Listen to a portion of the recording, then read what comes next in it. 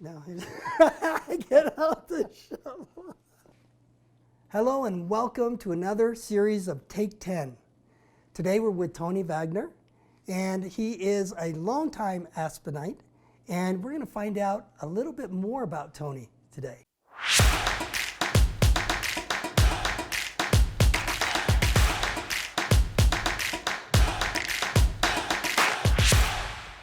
So Tony, I've been wanting to speak with you for a long time, and part of that reason is because the first time we met, I was really interested to get to know more about you. So today we're going to rewind even a little further back than maybe some people know about you. But I want to start with your family, with your parents and their parents. How did they come to this new world? Well, the amazing thing, I think, is all four sets of my great-grandparents came to Aspen in the 1880s. Wow. So, From where, though? Were they from a different country, or did they? They were from a different country. They were from Ireland, from northern Italy, and, you got me. So they really did, your roots go back to Aspen in what year was that then? Well, on my mother's side of the family, my great-granddad came to Aspen in 1880, homesteaded the ranch, which is now the Aspen Airport. Oh. And he built the first two bridges over Maroon and Castle Creek, which were down on the creeks, not like the big high structures we have now. But he needed to get in and out of town with produce, and he might drown going across those creeks in the spring. So he built a couple of bridges across there. What else were some of the things that they did? I mean, as far as to establish their means of income. Well, the one my dad's. On my maternal side, I guess, of my family, that great-granddad was like an accountant for the mines. So he was, more of a businessman. And then all the others were ranchers. Mm-hmm. They did. My one great-grandfather came originally to Ashcroft, started a dairy in Ashcroft. And then, that didn't work out so good. Ashcroft was short-lived. He moved down valley. He founded what's now Soper's Mountain Ranch with his brother. And then they moved up to Frying Pan to what's now the Cap K Ranch, which a lot of people know from going to Rudai. And then that great-grandfather, he was a justice of the peace in Basalt. And he was hunting down somebody that skipped bond or something in Utah and got killed. Wow. And anyway, they drug him back here and buried him. But so they kind of had an interesting life, even for the interesting times back then. Right. So then, your father, coming forward just a little bit more, what did he do in Aspen? Was he a rancher as well? He was a rancher. Mm-hmm. Yeah, he was born on the ranch in Woody Creek that my great-grandfather, Jeremy Vagneur, homesteaded. Uh-huh. And, he was a smart guy. And he had his sights set on being an electrical engineer. He was at the University of Colorado. He had a Fulbright scholarship. Mm-hmm. My grandfather got sick, and my dad had to leave college, come home and run the ranch. Well, that was it. He was a rancher then. Mm-hmm. And then cattle? Cattle, yeah, raised cattle. Sheep and... Yeah, we didn't do sheep. Cattle? But when I was a kid, we ran about 300 mother cows. And we had grazing permits on the forest. And we also rented what's now the up Independence Pass, part of the Hallam Lake Enterprise. Oh, right. We rented that property from James Hopkins Smith for a few years. And then, anyway, so that was what we did in Woody Creek. And we always had a few chickens and a few pigs. And I raised a 4-H steer. Just typical ranch stuff. Ranch stuff. Now, did you have siblings? Yeah, I had one of each, a brother and a sister. Okay. And you all were, where do you fit in between there? I'm the oldest. Oh, you're the oldest. Yeah. You had the most responsibility? I did, yeah. But I think I was probably the most spoiled, too. Yeah? Yeah? So what kind of kid were you? Well, that's too personal.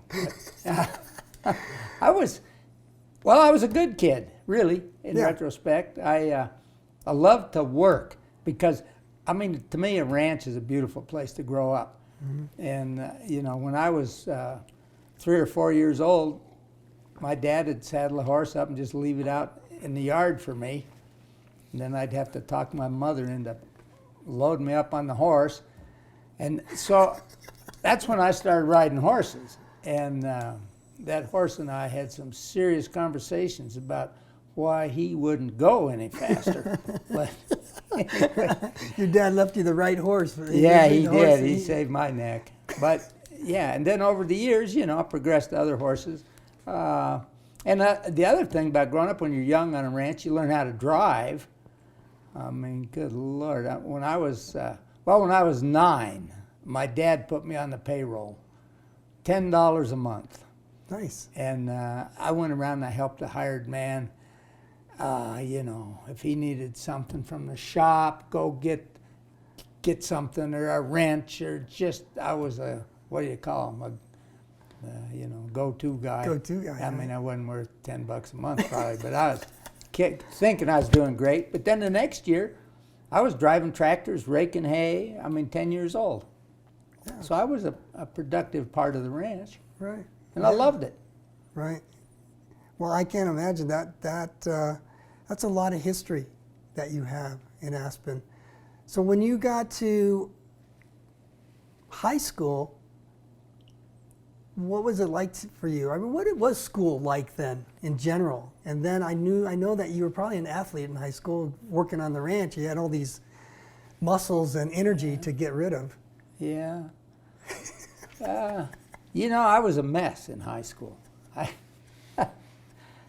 There was a turning point in junior high. My granddad died, and it devastated me. Just did. And up to then, I'd been like a straight A student. My dad told me one time in high school, he said, "You may be the first person to flunk out of a public school." I was terrible. But athletics saved me because I was a good football player, and the teachers helped me to stay eligible because, the eligibility requirements. It was a struggle. My dad was on the school board. I must have been a great embarrassment for him. But he was very cool. He just kind of kept prodding me along, and I did. I made it. I graduated. But and the other thing that really helped me, I had an English teacher when I was a senior that she really dug deep into me to get me to write some things and to think about my life. And, she probably got me through college in the end. Mm-hmm. Well then, but how did she get you through college? What was it that made that difference? I don't know exactly, but for one thing, she took a personal interest in me. Mm-hmm. And if I had those old papers, there was more red ink on them than one pen could hold.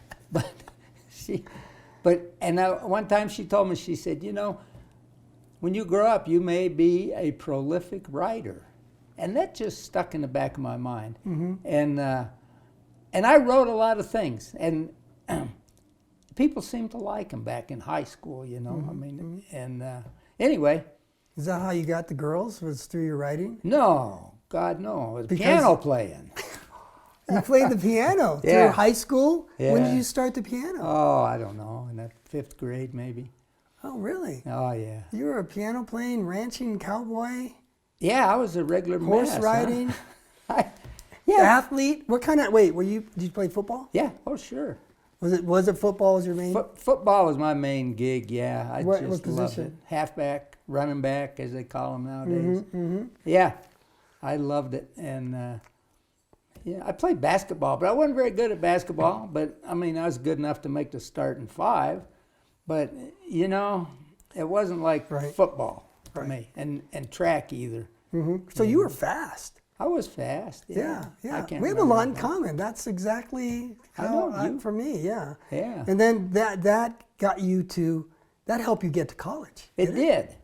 Yeah. When I was a senior, I started a conversation with the coach at the University of Northern Colorado. And he's like, oh, yeah, we want you to come up and we want you to play. And so that was sort of ordained to get me.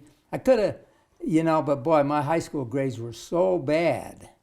They weren't going to give me a scholarship because they figured that might be a waste of money. And so, but I got into college. You got into college not because of your grades, though, because you earlier told me that you had good SAT scores. Oh, yeah, I did. So you were kind of that ADD kid that nobody thought was smart, but then when you sat down, you just like, oh, okay, I know what I'm doing, and Yeah. that got you. Well- You didn't need to. You just took the SATs and you were in I had a college. secret weapon because I'd go up to my room and I had carry every book in high school under my arm, and I'd go up to my room and my dad thought I was doing homework, and I was reading other stuff. I had a stack of books up there I was reading, and particularly poetry and short stories and stuff like that. But I had a broad education about the world. I mean, and I had encyclopedias. My dad bought encyclopedias, and back then the Book of Knowledge was a thing. So yeah, so I did good. Fortunately, I like to read. Otherwise, I'd have probably never gotten anywhere. Yeah, well, I think reading is the basis to everything. Oh, Wouldn't it be? I'm still Yeah, doing it. and then because of that, when you went to college, you met this teacher, and she kind of inspired you to that you could become a writer. Well, Is that that was the right? high school teacher. That was a high school inspired me. teacher. Oh, okay. But yeah, when I got to college, you know, when you play sports at the college level, it's different. It's more business-like, and you know, you got your locker over there in the corner, and the other guys over here, and there just didn't seem to be that camaraderie to me. And I was a PE major, and I thought, good Lord, I came to college to learn something, and not to insult PE, Right. because that's very important. Well, I but- won't be insulted because I was a PE major as well. Okay, well, then you know. You know more about it than I do. Anyway. So, yeah, the football coach came around and he said, well, okay, you know, your grades have improved. He said, you come out for spring ball and you make the team and we'll get you a scholarship. And I said, you know what, it ain't going to happen.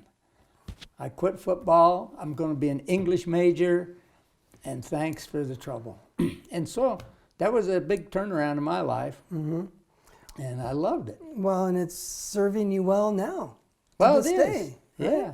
Yeah.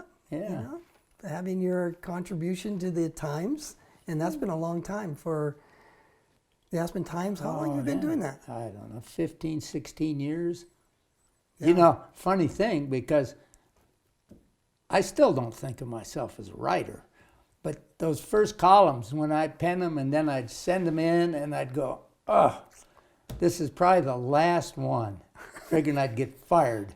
And, well, so now it's 15, 16 years later. And, you know, I've gotten it down pretty good. I can coordinate my thought process and what I want to say. And when I get to the end, that is the end of the allotted words.